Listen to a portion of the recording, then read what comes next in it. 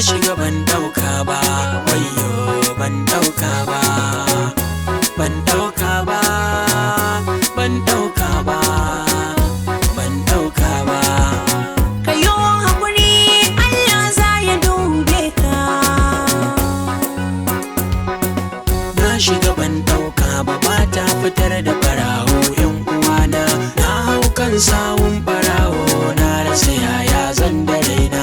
Na shiga ban dauka ba, ba ta fitar da barawo yan uwana. Na hau kan sawun barawo na rasa yaya zan da raina. Na shiga ban dauka ba, ba ta fitar da barawo yan uwana. Na hau kan sawun barawo na rasa yaya zan da raina.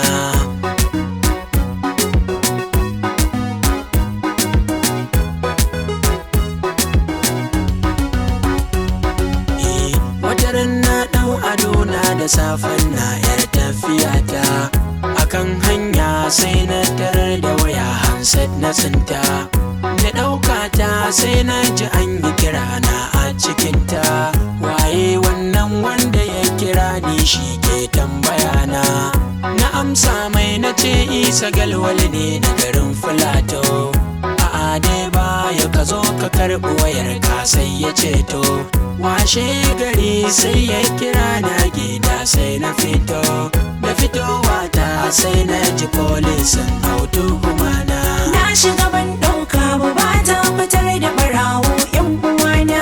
Na hau kan sawun barawo na rasa yaya zan da raina.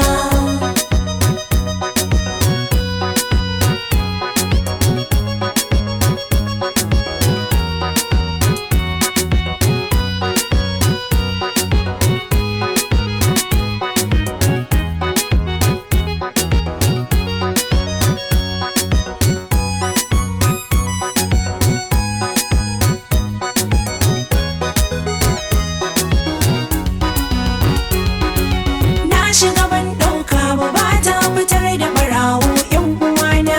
Na hau kan sawun barawo na rasa yaya zan da raina. Waye ya baka sai na amsa da a ƙasa na tsinta.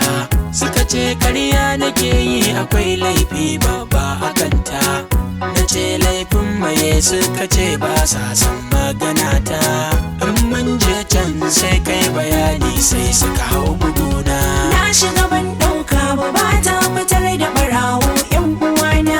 Na hau kan sawun barawo na rasa yaya zan da raina. Ganin haka ne a take sai jama'a kuma suka taru.